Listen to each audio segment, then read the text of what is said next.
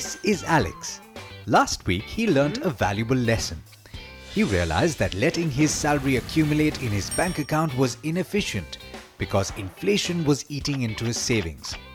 Armed with his newfound knowledge, he took most of the money out of his savings bank account and invested it for the long term. The way he saw it, he didn't have any big expenses planned anyway. Everything was going well till his dad called up. "The fridge just conked off," he said, "and the electrician says there's nothing he can do to fix it. They're going to have to buy a new fridge." Now normally this wouldn't be a problem, but Alex just invested all his money. He can't break any of those investments. His mum comes to the rescue. She's saved up for just such a rainy day. He can finally use that film dialogue that he's always wanted to. "Mere paas maa hai." No, but seriously, he learned his second important lesson in as many weeks. He'd need to set up a contingency fund for emergencies. So it seems that Alex always seems to get into a fix. Cartoon Alex, not me. In this case, he didn't plan for a sudden requirement for funds. In other words, he didn't have a contingency fund. So while it's not a good idea to keep all your money in savings bank accounts, it's also not a good idea to shift all of it into investments that are meant for the long term.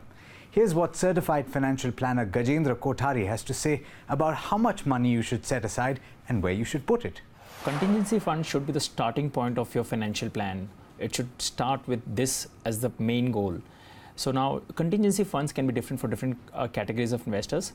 For salaried people, I would recommend at least 6 months of monthly expenses to be kept aside in a liquid fund, not even a savings account, because you wouldn't want to touch that for meeting that requirement.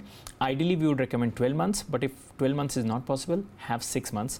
For self-employed and business people, at least minimum I would say 12 months, and ideally again here I would say 2 years of expenses should be kept in a contingency fund. And for people who have just started up in life, who have started up with a new venture, at least 36 months or 3 years of expenses should be kept in a contingency fund. So there you have it. Now the next question to contend with is where to invest once you've finished setting up your contingency fund.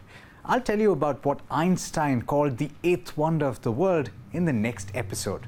If you like what you saw in this episode, do let us know what you think. Also hit the like and don't forget to follow us for a lot more.